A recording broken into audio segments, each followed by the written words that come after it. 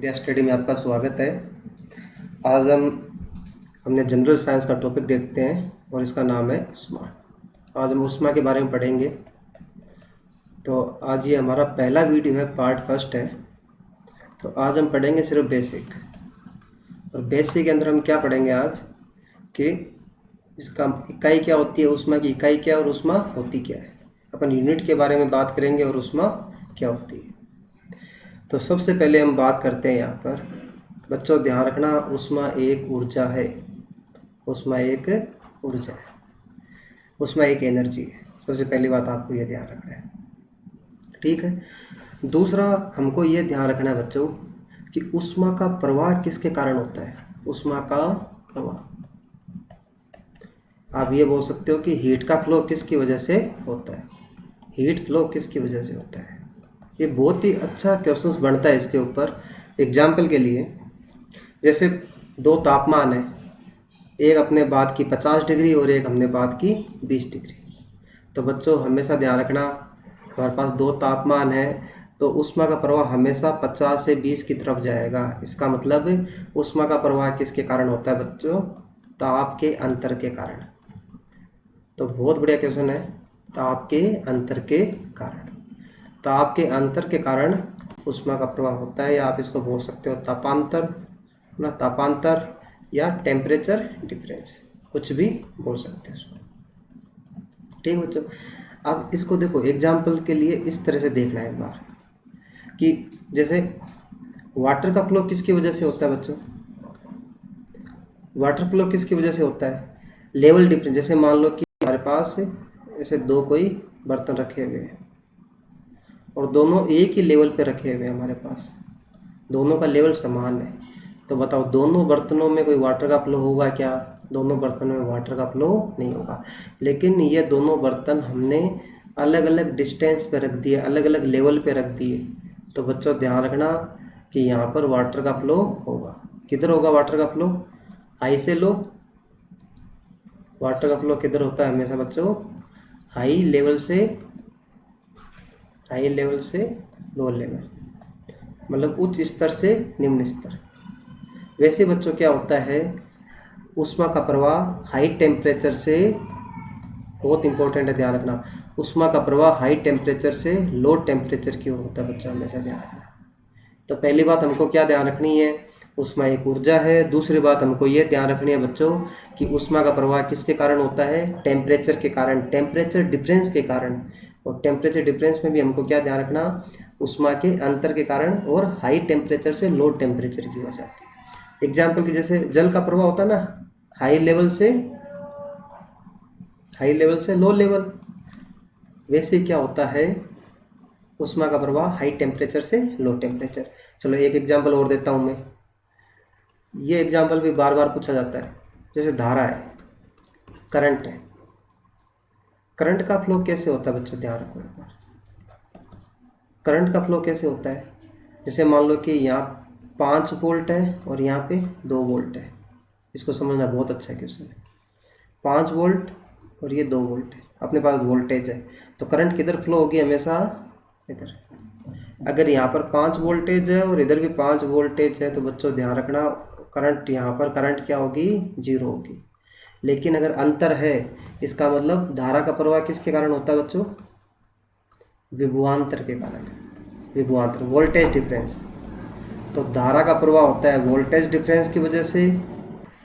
तो हमने देखा कि उष्मा तापमान के अंतर के कारण फ्लो होती है। तो अब हम देखते हैं यहाँ पर उष्मा की इकाई।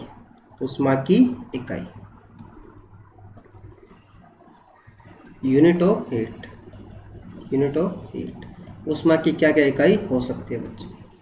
तो इसमें से आपके एग्जाम में क्वेश्चंस पूछा जाता है। तो सबसे पहले हम बात करते हैं यहाँ पर बच्चों, ध्यान रखना, कैलोरी। तो कैलोरी है वो उष्मा की इकाई है, ठीक है बच्चों। और 1 कैलोरी बराबर कितना जूल होता है बच्चों, ध्यान रख लेना। जूल होता है 4.186 जूल।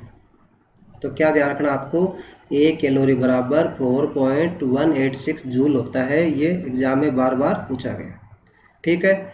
दूसरा बच्चों ध्यान रखना, 1 जूल बराबर कितना कैलोरी हो जाता है। तो ये भी आप ध्यान रख लेना, ये सिर्फ कन्वर्जन है एक यूनिट का दूसरी यूनिट में। तो ये हो जाएगा 0.24 कैलोरी। ठीक है बच्चों, ये ध्यान रखना। थर्ड हम बात करते हैं यहाँ पर कि 1 किलो कैलोरी बराबर क्या होता है। 1 किलो कैलोरी बराबर क्या होता है बच्चों? तो हम बात करते हैं, ये होता है 1000 कैलोरी। किलो का मतलब क्या होता है? 1000। तो 1000 कैलोरी।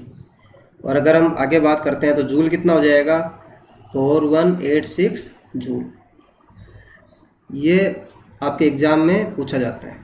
और भी इसमें पूछा जाता है इकाई से रिलेटेड। यहाँ पर पूछा जाता है कि 1 ब्रिटिश, ये भी एक इकाई है, 1 ब्रिटिश उष्मीय इकाई, उष्मीय इकाई। तो ब्रिटिश थर्मल यूनिट भी पूछा जाता है। तो ये आ जाएगा बच्चों, ध्यान रखना, 252 कैलोरी। एक ब्रिटिश उष्मीय इकाई का मतलब होता है 252 कैलोरी। ठीक बच्चों, एक इसमें और पूछा जाता है उसमें में कि 1 थर्म। अच्छा, थर्म का मतलब होता है 1 लाख, ध्यान रखना, 1 लाख ब्रिटिश उष्मीय इकाई। 1 लाख ब्रिटिश उष्मीय इकाई। तो बच्चों ये ध्यान रखना आप ऊष्मा के इकाई से रिलेटेड।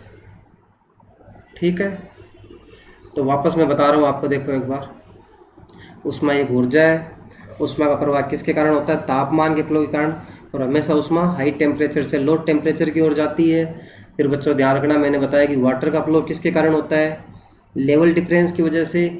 ठीक है, धारा का प्रवाह, विद्युत धारा का प्रवाह विभवांतर की वजह से, या आप ये बोल सकते हो वोल्टेज डिफरेंस की वजह से। उसी प्रकार तापमान भी, ऊष्मा भी तापमान के डिफरेंस की वजह से। ठीक है बच्चों, उसके बाद हमने ये देखा कि अब देखो एक वर्ड आता है यहाँ पर, तापीय साम्य, बहुत बार आता है। इसको बोलते हैं इंग्लिश में थर्मल इक्विलिब्रियम। थर्मल इक्विलिब्रियम क्या होता है? एग्जाम्पल के लिए मान लो कि ये एक कमरा है, इसका तापमान है मान लो 50 डिग्री, और एक ये दूसरा कमरा है या दूसरा कोई, इसका तापमान है 30 डिग्री सेंटीग्रेड। अब दोनों का हमने गेट खोल दिया, तो ऊष्मा क्या होगी? 50 से 30 की तरफ ऊष्मा इधर जाएगी, और थोड़ी देर बाद में क्या होगा? एक समय के बाद में इधर और इधर बराबर हो जाएगा। मान लो कि इधर कितना हो गया? इधर हो गया मान लो कि 30, और इधर भी कितना हो गया? 30 हो गया। ठीक है, टेम्परेचर दोनों का क्या हो गया? थोड़ी देर बाद में बराबर हो गया। अब ये बोल सकते हो कि इधर हो गया मान लो कि 37, और इधर भी कितना हो गया? 37 डिग्री। ठीक है, थोड़ी देर के बाद में अगर टेम्परेचर समान हो जाता है दोनों का, तो इससे क्या, अब देखो तापमान का फ्लो होगा क्या? ऊष्मा का फ्लो होगा क्या? ऊष्मा का फ्लो नहीं होगा। ऊष्मा का फ्लो कब होगा? जब टेम्परेचर डिफरेंस होगा। इसका मतलब तापीय साम्य में ऊष्मा का फ्लो क्या होता है? ऊष्मा प्रवाह शून्य हो जाता है। तो बच्चों ध्यान रखना, वह स्थिति जहाँ पर दो वस्तुओं का या दो सिस्टम का, जैसे ये सिस्टम पहला हो गया या दूसरा हो गया, और दोनों सिस्टम का यदि तापमान समान हो जाता है तो उसे बोलते हैं तापीय साम्य। और तापीय साम्य में ऊष्मा का प्रवाह बिल्कुल नहीं होता। क्यों नहीं होता? क्योंकि तापमान समान है, और ऊष्मा का प्रवाह हमेशा तापमान के डिफरेंस की वजह से होता है। ठीक है बच्चों, बहुत अच्छा जो कंसेप्ट है।